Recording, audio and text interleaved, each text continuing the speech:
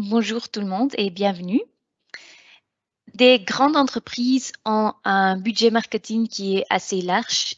D'habitude, ils ont aussi plusieurs personnes qui travaillent dans leur team marketing et ils ont un plan pour toute l'année. On se rend compte que pour des petites entreprises, c'est pas aussi facile que ça. Et donc aujourd'hui, on veut vous donner des réponses à plusieurs questions comme est-ce que j'ai besoin d'un budget marketing? Combien est-ce que j'ai besoin? Qu'est-ce que je fais avec ce budget? Et donc, c'est pour ça qu'on a organisé ce webinaire sur le budget marketing. On l'organise dans le cadre de tous les magasins en ligne, une plateforme que Bipost a lancée pour soutenir les petites entreprises à mettre leurs premiers pas en e-commerce. Et entre-temps, nous avons une offre plus ample. On propose aussi des articles, des guides d'inspiration, des sessions gratuites avec notre expert en e-commerce et tout ça sur le site de tous les magasins en ligne. C'est notre experte en e-commerce, Esme, qui va vous donner plus d'infos aujourd'hui sur le budget marketing. Le webinaire sera enregistré et vous pouvez le regarder après sur notre site. Si vous avez des questions lors du webinaire, n'hésitez pas à le mettre dans le chat et à la fin du webinaire, on vous répondra avec plaisir. Voilà, il me reste à vous souhaiter beaucoup de plaisir et je passe la parole à Esme.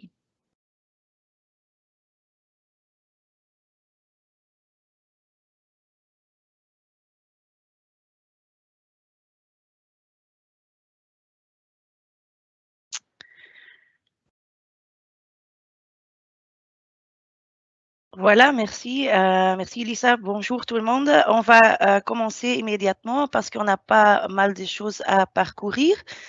Je vais d'abord vous expliquer un peu pourquoi vous avez vraiment besoin d'un budget marketing, parce que c'est une question que beaucoup de gens me posent souvent. Puis on va aussi regarder comment le déterminer, bien sûr, comment aussi le gérer, le dépenser d'une manière intelligente. Et puis, on finit avec de regarder comment on peut optimiser aussi notre budget de marketing et comment on peut regarder en Google Analytics quels sont les canaux qui ont marché le mieux. D'abord, les questions qui me sont posées souvent et de pourquoi exactement est-ce que j'ai besoin d'un budget de marketing? Est-ce qu'il n'y a rien que je peux faire sans budget de marketing?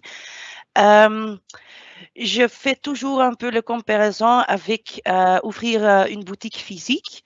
Quand vous avez le plan d'ouvrir une boutique physique, vous avez le choix de le faire dans une grande ville, dans une rue avec beaucoup de passages.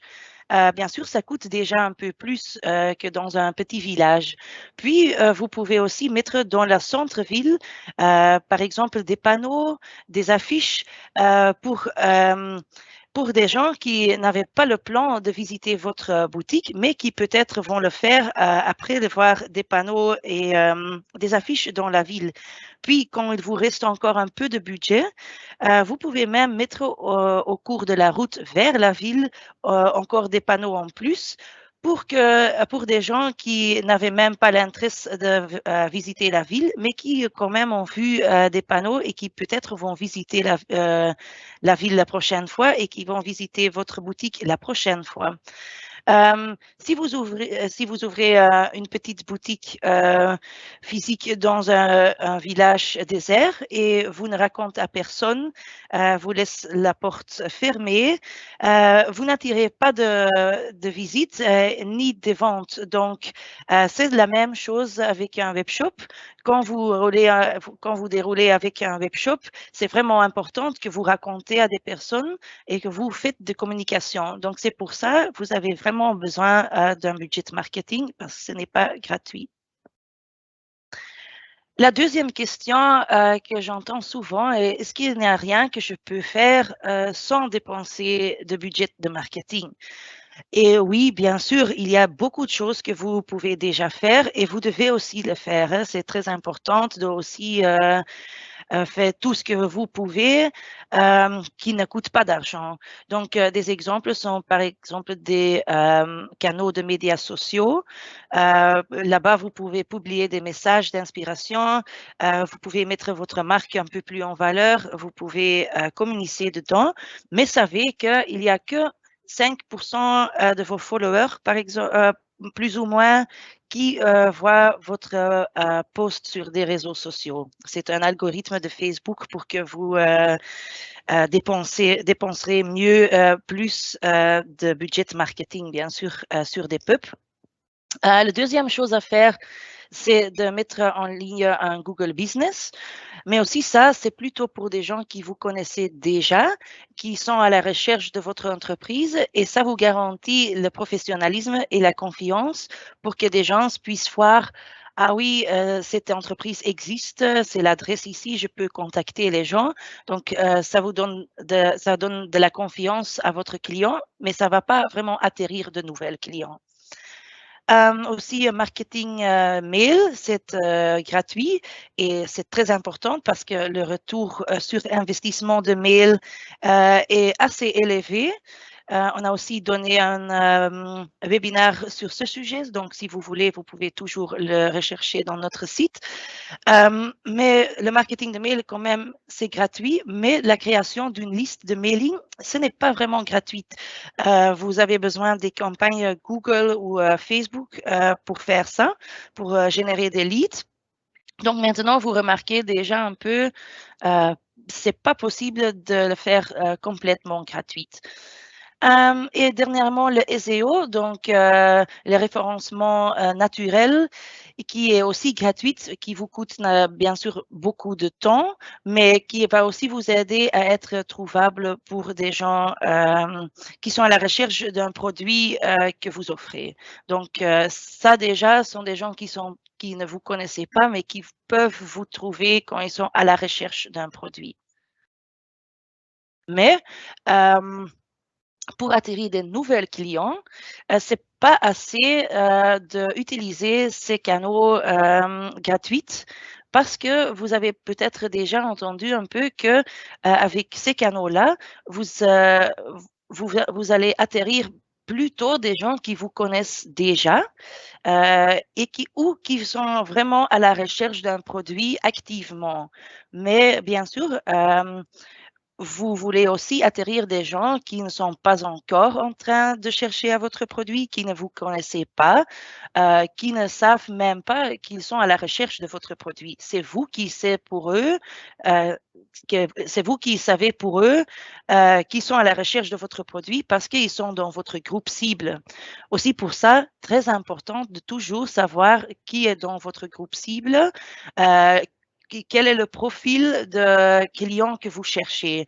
J'entends aussi souvent que mon produit est accessible pour des gens entre 10 et 80 ans. Bien sûr, ça peut être que c'est disponible pour tous les gens, mais vous avez toujours un groupe cible qui a plutôt le profil qui est intéressant pour votre produit. Par exemple, quand vous vendez des produits scolaires pour aller à l'école, c'est certainement des gens entre, par exemple, 30 et 50 ans qui ont des enfants et qui ont une famille qui seront intéressés. Donc, aussi, fait focus sur ces gens-là et pas sur tout le monde parce que si vous allez cibler tout le monde, ça va aussi vous coûter beaucoup d'argent. Donc, pour atterrir aussi des gens qui vous ne connaissez pas, on a besoin d'un marketing mix et c'est un mélange de différents canaux au travers desquels vous allez pouvoir communiquer. D'abord, dans notre marketing mix, on a des canaux owned. Donc, ça sont des canaux qui sont propres à vous, donc des canaux propriétaires. Et ça sont des canaux plutôt gratuits. Donc, on a ici comme exemple votre site, donc Direct, c'est votre site web. Veillez à ce que des gens puissent trouver très facilement votre offre sur votre site et ils ne doivent pas trop cliquer, faire défiler des pages.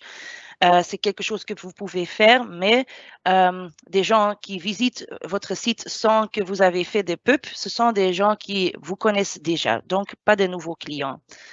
Le SEO, de nouveau, donc pour atterrir des gens qui sont à la recherche de vos produits et pour qu'ils puissent effectivement trouver le produit qu'ils cherchent. On a déjà parlé des réseaux sociaux aussi, ils sont à vous, donc ce sont des canaux propres. Mail aussi, votre base à données, c'est à vous, donc c'est aussi gratuit. Et le courrier, c'est aussi un outil de marketing qui est vraiment avec un retour sur investissement élevé, donc intéressant, gratuit, mais de faire une banque à données, c'est pas gratuit. Et puis, on a aussi le discount code, c'est à vous à décider de l'utiliser, mais vous le donnez à des gens qui sont déjà sur votre site, qui vont faire un achat et c'est juste pour les convaincre de faire cet achat. Donc, ce sont des gens qui vous connaissent aussi déjà parce que vous n'allez pas vraiment atterrir des nouveaux clients par avoir un discount code. Puis, on a les canaux earned, donc ça veut dire mérité. Donc, ce sont des canaux qu'on a mérités par faire des choses bons. Donc, par exemple, quand des gens sont contents de votre produit et quelqu'un va partager de son propre volonté quelque chose sur vous et renvoyer des gens vers votre site. Donc, par exemple, ce sont des liens vers des blogs, ça peut être des reviews et des choses comme ça, ou d'autrement des contacts avec la presse. Donc, si vous avez, par exemple, un événement, vous pouvez inviter la presse et écrire quelque chose de vous. C'est quelque chose que vous avez mérité. Et dernièrement aussi, le SEO, j'avais dit c'est aussi owned, c'est propre à vous, mais c'est aussi earned parce que vous avez mérité que les gens vous trouvent quand vous avez fait un bon SEO. Et voilà, on arrive chez les canaux payants.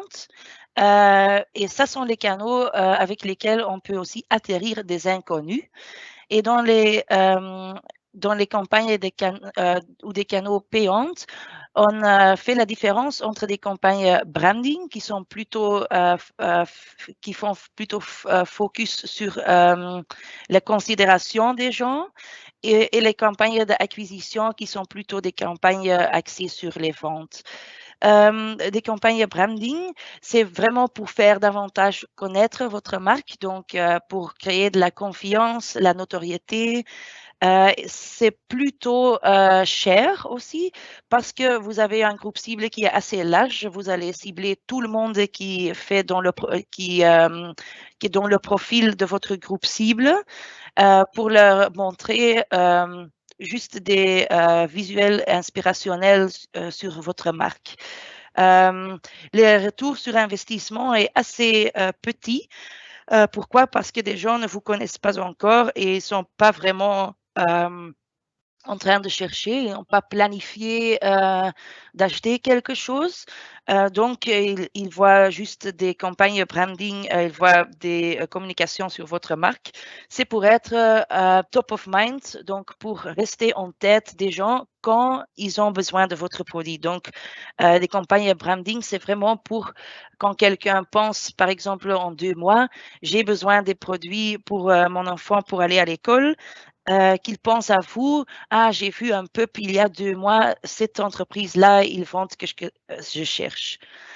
Des campagnes d'acquisition, c'est pour des gens qui sont un peu plus loin dans le Customer Journey déjà, donc des gens qui vous connaissent déjà ou qui ont fait une interaction avec votre site ou avec votre produit dans le passé et ont déjà acheté quelque chose, par exemple. C'est un ciblage plus étroit. Et le retour sur investissement est supérieur, pas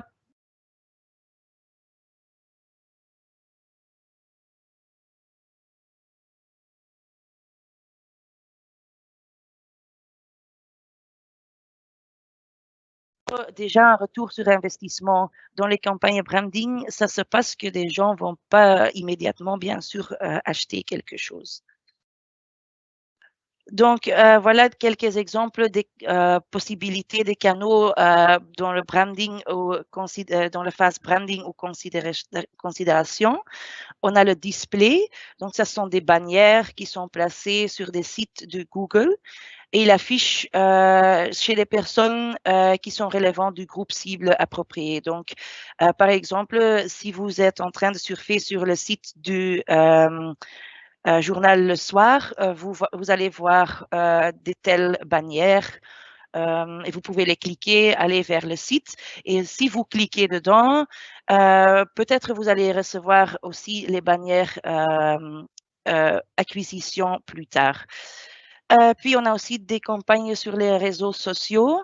Ce sont aussi des annonces plutôt inspirantes pour obtenir plus de followers, des campagnes lead pour collecter des adresses mail et aussi juste pour inspirer, pour laisser savoir aux gens, je suis là et voilà ce que je fais. Et vous avez aussi des actions offline. Ça sont des choses comme la télévision, le radio, magazines, des événements.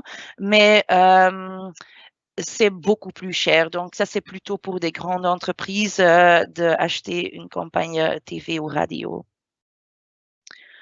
Voilà les exemples des campagnes acquisition ou vente. On a le recherche payante.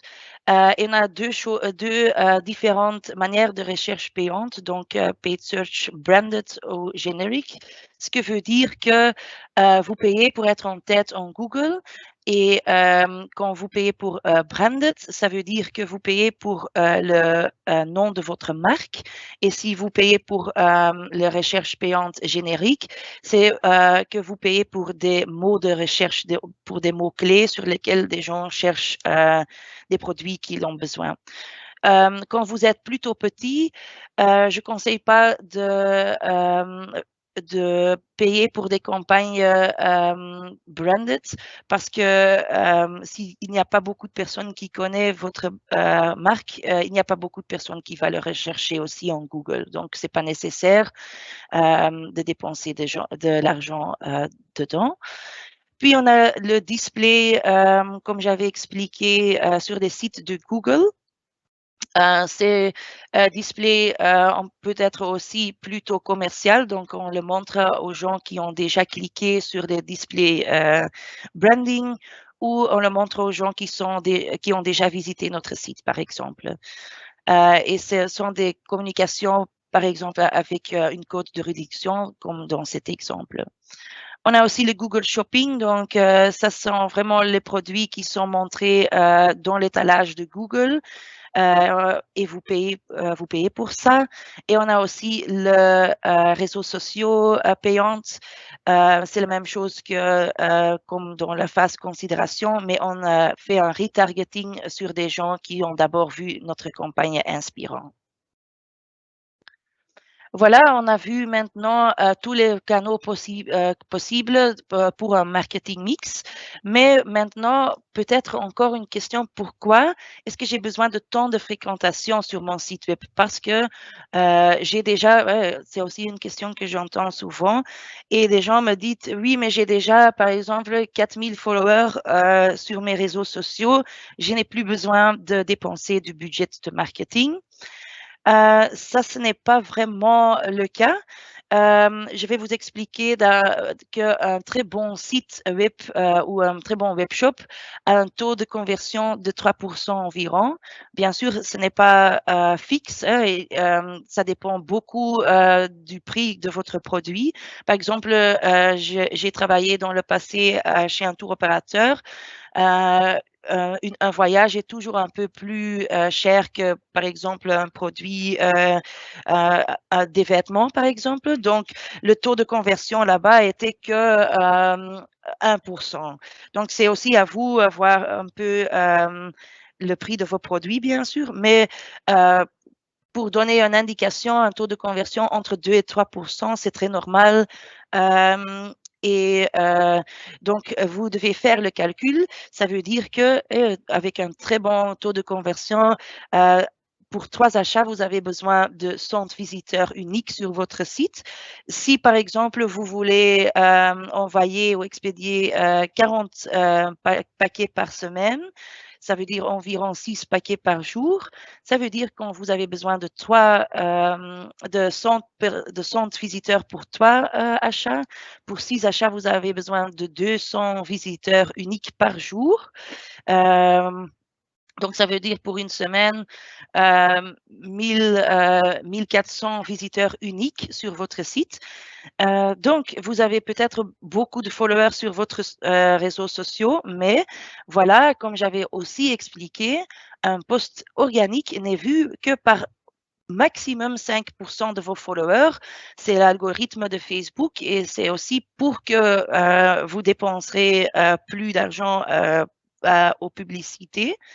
Donc, ça veut dire que si vous voulez 200 visites uniques par jour, vous avez besoin au moins de 4000 followers pour qu'ils voient tout votre post, pour que 200 voient votre post. Et ça veut dire que tous les 200 personnes qui ont vu votre post doivent le cliquer. Donc, ça ne passe jamais. Donc, il vous faut vraiment un flux via des autres canaux. Voilà, on va regarder maintenant quel budget allouer.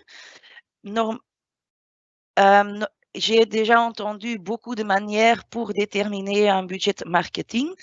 Souvent, on dit juste de prendre par exemple 10% de votre chiffre d'affaires total. Moi, j'ai choisi pour une manière plutôt basée sur la marge en combinaison avec votre objectif. De nouveau, je veux aussi expliquer l'importance d'avoir un objectif. J'entends souvent des gens dire je veux vendre autant que possible, je comprends, mais c'est vraiment important de mettre un but aussi pour voir si vous avez atteint ce but et pour calculer le budget de marketing. Donc, pourquoi est-ce qu'on va le faire comme ça? C'est parce que si on a un budget fixe en total, mais on n'a pas le fait par rapport à un objectif, c'est difficile à recalculer le budget qu'on a besoin de plus ou de moins. Donc, on va le faire en liaison avec l'objectif. Voilà, d'abord, on commence avec déterminer la marge. Donc, on prend le vente. On prend le prix d'un vente ou d'un produit moyen. Donc, c'est important aussi pour vous pour voir quoi exactement est le prix d'un produit moyen sur votre site parce que ce n'est bien sûr pas possible de calculer un budget marketing avec des prix tout différents. Donc, vous prenez un prix de produit moyen. Puis, vous avez le prix d'achat. Donc, vous soustrayez le prix d'achat du prix de produit moyen et il vous reste le marge. Donc, le marge par produit. Donc, ici, tous les chiffres ici sont par hasard. Donc, ce sont juste des chiffres simples pour vous expliquer. Donc, il nous reste 60 € de marge. Puis, on prend notre objectif. Donc, c'est un objectif pour une certaine période qu'on va calculer. Donc, dans cet exemple, l'objectif est de vendre 2000 articles. Donc, maintenant, on va calculer la marge totale. On prend 2000 articles pour une certaine période et on le multiplie avec la marge par produit. Et ça nous donne 120 000 € de marge totale pour la période qu'on va utiliser pour calculer notre budget marketing.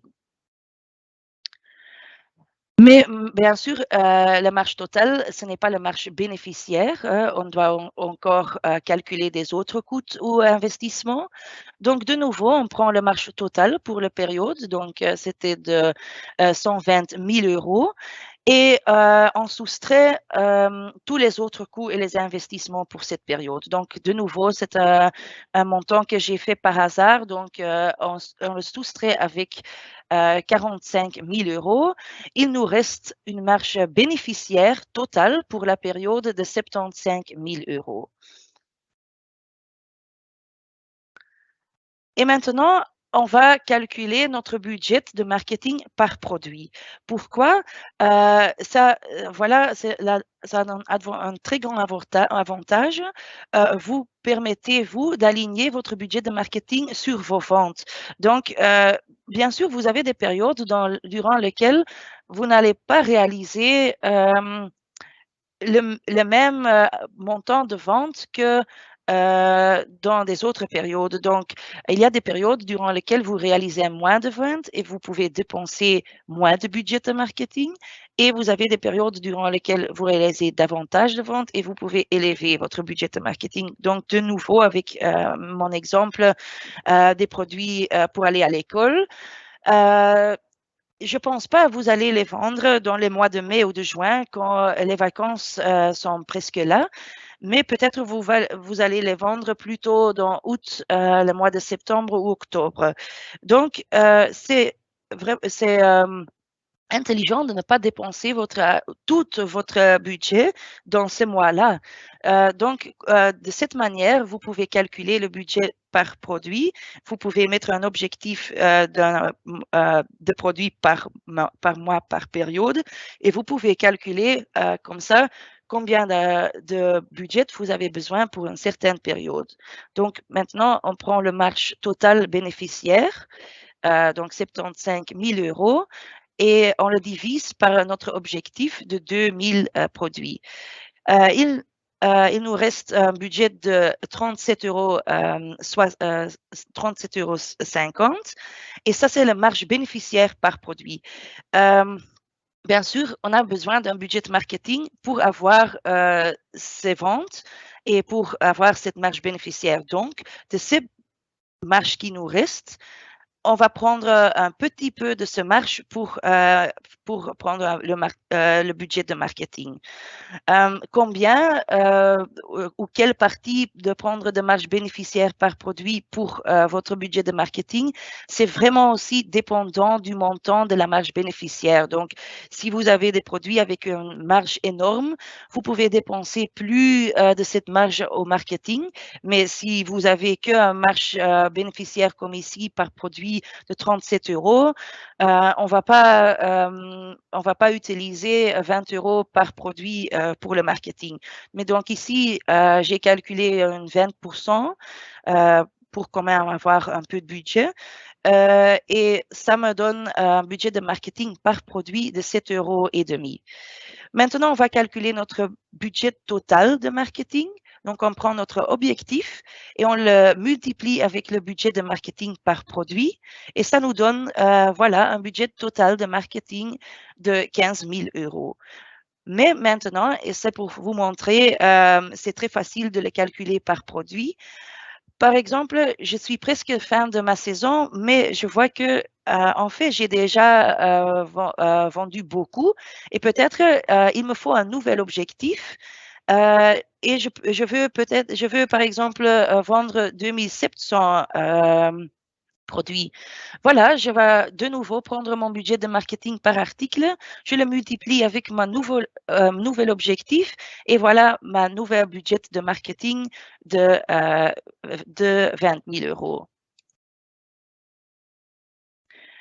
Voilà, on a maintenant fixé un budget, mais qu'est-ce qu'on doit faire quand ce budget est très faible? On n'a pas beaucoup de budget, on n'a pas beaucoup à dépenser. Certainement au début, c'est possible que vous n'avez pas beaucoup de marge et vous n'avez pas beaucoup à dépenser. Qu'est-ce que vous faites alors? Voilà, de nouveau, on voit le canal de mail. C'est mon favori. De nouveau, le retour sur investissement est très élevé et vous devez uniquement investir dans une campagne lead pour collecter des adresses mail. Donc, je conseille fortement, si vous n'avez pas beaucoup de budget, de le dépenser à une campagne de lead pour collecter des adresses mail. Puis après, vous pouvez envoyer des mails sans coût. J'ai aussi mentionné un peu, mais ne dépensez pas le même montant chaque mois. Ce n'est pas, comme j'avais dit, ce n'est pas super intelligent de faire de la publicité pour des fournitures scolaires fin juin. Et vous devez le faire en août ou septembre. Mais pour être un peu top of mind encore, vous pouvez dépenser un peu budget de branding dans le mois de mai et de juin, par exemple, et vous dépensez beaucoup plus de budget dans la période de septembre. Vous pouvez le calculer parce que vous avez le budget par produit vendu. C'est aussi très important de commencer avec des actions qui sont mesurables parce que vous constatez directement le rendement des transactions et vous pouvez aussi optimiser quand vous avez ces résultats-là. Si vous voulez faire des campagnes hors ligne, donc locales, parce que si vous le faites national, c'est trop coûteuse, mais quand vous faites ça local, par exemple par des publicités toutes boîtes ou des dépliants, c'est très important de toujours le rendre mesurable par utilisant un code QR ou une code de réduction pour que vous puissiez mesurer combien de personnes ont vu, par exemple, combien de personnes ont reçu votre dépliant et combien de ces personnes ont rempli, par exemple, le code de réduction. Vous pouvez voir le succès de votre campagne. Et une dernière chose qui est, quant à moi, importante pour des entreprises qui sont plus petites, est de commencer par les ventes plutôt que par le branding. Le branding est normalement, principalement, on commence avec le branding pour faire connaître votre marque. Mais comme j'avais dit, le branding est assez cher. Et c'est peut-être une bonne idée de commencer avec un peu de vente vers un groupe cible qui est déjà prêt pour voir ces publicités-là. Et puis après, quand vous avez eu quelques ventes, vous avez un peu de marge, un peu de budget et vous pouvez l'investir à des campagnes de branding. Mais quand vous commencez avec de branding, il n'y a pas beaucoup d'acquisition par des campagnes de branding seulement. Donc, c'est dépenser beaucoup sans beaucoup de retour au début. Puis, c'est toujours bon d'être créatif. Avec un petit budget, c'est même nécessaire. Vous pouvez opter pour des actions originales et uniques. Qu'est-ce que j'ai fait il y a, je pense, déjà 10 ans, mais c'était une entreprise qui a acheté de la publicité sur la télévision, qui est normalement très, très cher, mais ils avaient acheté les publicités pendant la nuit, qui sont vraiment pas du tout chères, et ils ont juste mis là-bas une vidéo d'une bougie qui était en train de brûler pour toute la nuit. Pas beaucoup de gens ont vu cette publicité, mais il y a des personnes de la presse qui l'ont vue et comme ça, ils sont devenus assez connus. Donc, parfois, vous avez que besoin d'une personne de la presse qui est intéressée par votre action pour le diffusionner dans beaucoup d'espaces. Donc, des actions originales et uniques, mais bien sûr, vous devez en penser. Et la deuxième chose est des partenariats. Vous pouvez, par exemple, essayer de trouver une collaboration avec un entrepreneur qui a un produit qui est différent, mais le groupe cible qui est similaire parce que, par exemple, un magasin d'intérieur et un magasin qui vend des bougies, par exemple. Et dans ce cas, vous pouvez aider l'un et l'autre. Donc, vous pouvez envoyer un mail avec une communication sur le partenaire et vice-versa. Donc, comme ça, vous parlez à un autre groupe cible que normalement. Vous atterrissez des gens que vous ne connaissez pas encore et vous êtes certain qu'ils sont dans votre groupe cible parce que l'autre entreprise a le même groupe cible. Et comme ça, vous pouvez peut-être aussi faire un échange qui ne coûte rien. Dernièrement, qui est aussi importante est de prendre tout en compte pendant le calcul. Souvent, j'entends que les codes de réduction sont oubliés, mais quand même, ils coûtent beaucoup d'argent.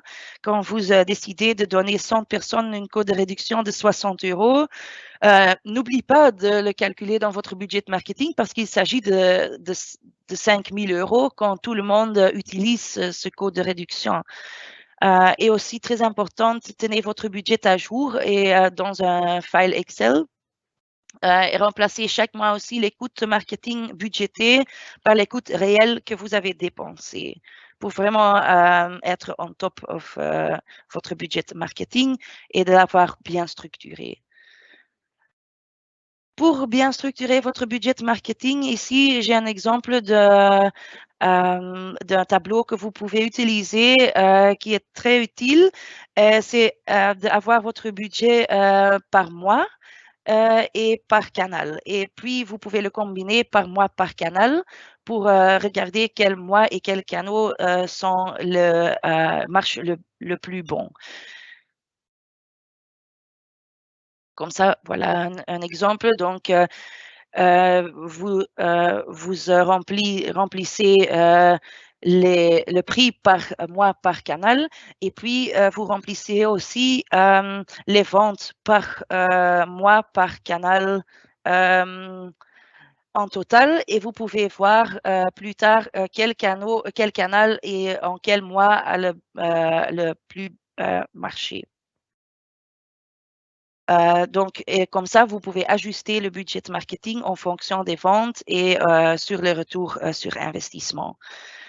D'abord, vous allez voir, est-ce que vous avez atteint votre objectif? Si oui, le budget de marketing par produit est suffisant, vous pouvez le garder comme ça. Si vous voyez même que, par exemple, vous avez vendu beaucoup plus que votre objectif avec ce budget de marketing, l'année prochaine, vous pouvez même diminuer le budget de marketing par produit. Si vous êtes un peu plus connu, vous avez peut-être besoin de moins de branding et vous avez besoin de moins de budget par produit. Si l'objectif n'est pas atteint, c'est peut-être à vous revoyer votre budget de marketing à la hausse par produit et de commencer à nouveau. Voici, j'ai encore un exemple d'un tableau rempli avec tous les coûts et toutes les conversions, donc tous les achats dans un an. C'est aussi de nouveau un exemple par hasard. Donc, j'ai aussi rempli d'utiliser chaque mois le même montant. Je ne conseille pas de faire ça, mais je voudrais le faire ici pour vous montrer comment c'est facile à déplacer de budget quand vous avez toutes ces informations. Donc, par exemple, ici, on a dépensé chaque mois 450 €, mais on n'a pas eu la même conversion ou le même montant d'achat chaque mois. Par exemple, au mois de mai, on a dépensé 450 €, on a eu seulement 5 achats. Donc, on calcule le coût par achat ou le coût par acquisition par diviser 450 par 5 et il nous reste 90 €. Le CPA, donc le coût par acquisition au mois de mai, était à 90 €. Maintenant, on va voir en janvier, on a dépensé le même montant, mais on a eu 23 achats dans ce mois-là. Donc, on calcule de nouveau notre coût par acquisition, coût par achat, et c'est 450 € divisé par 24. On a un CPA de 19,60 €. Donc, maintenant, on voit que le mois de janvier est beaucoup plus intéressant pour dépenser ton argent comparé avec le mois de mai. Si vous déplacez tout votre budget de 450 € au mois de janvier, vous avez 900 € au mois de janvier et vous allez doubler votre vente en janvier et vous perdez que 5 ventes en mai. Donc, c'est beaucoup plus intelligent de dépenser tout en janvier. La même chose avec le budget de janvier, par exemple, en recherche payante et generic paid search. Si on voit qu'on a dépensé 200 € sur ce canal-là, mais on a eu 19 ventes par ce canal et que 4 ventes via des autres canaux. Ça veut dire que le coût par acquisition pour janvier pour le canal de recherche payante était 200 divisé par 19, était un CPA, coût par acquisition, de que 10,60 €. Donc maintenant, on a vu que le canal de recherche payante en janvier marche le mieux.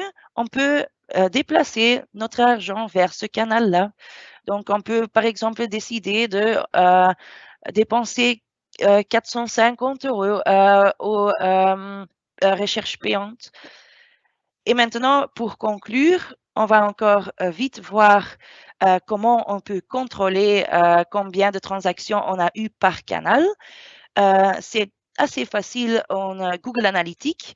Donc, vous ouvrez Google Analytics, vous allez vers acquisition et puis vous avez deux choix. Vous pouvez regarder chez tout le trafic. Si vous regardez chez tout le trafic, vous allez voir tout le trafic qui vient à votre site web par tous les canaux, par les canaux mérités, les canaux propriétaires et les canaux payants.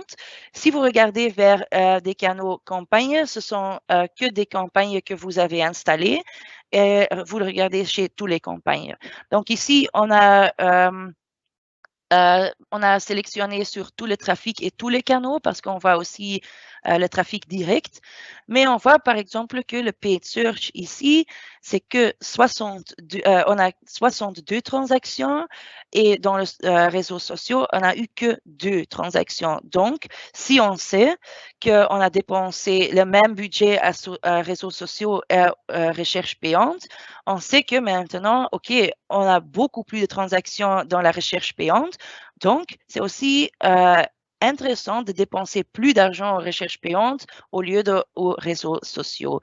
Et le budget, bien sûr, que vous avez dépensé, vous pouvez trouver dans votre campagne de Google et vous devez vraiment le garder up-to-date chaque mois. Voilà mes explications. Merci pour avoir écouté. Et si vous avez encore des questions qui vous restent, n'hésitez pas à les poser maintenant. On a encore un peu de temps qui nous reste.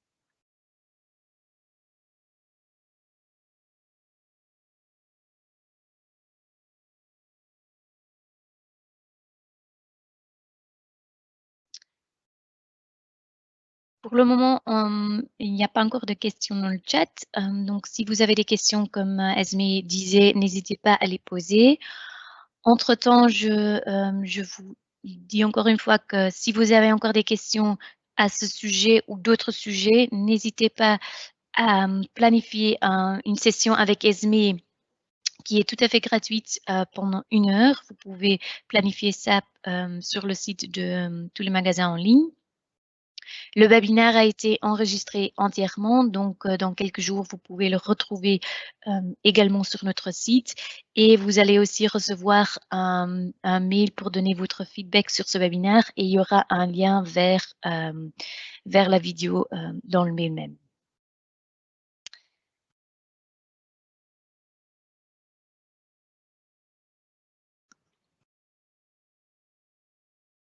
On attend peut-être encore une petite minute pour voir s'il y a encore des questions. Oui, donc une question qui a été posée, est-ce que c'est possible de revoir le webinaire? Oui, tout à fait. Donc, comme je vous disais, il sera sur notre site, tous les magasins en ligne.be et également un lien dans le mail avec le survey que vous allez recevoir. Donc, vous pouvez le revoir autant que vous voulez.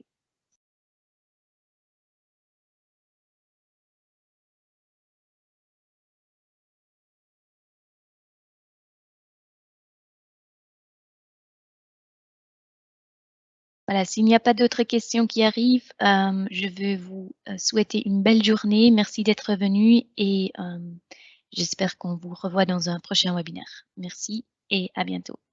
Merci, bonne journée.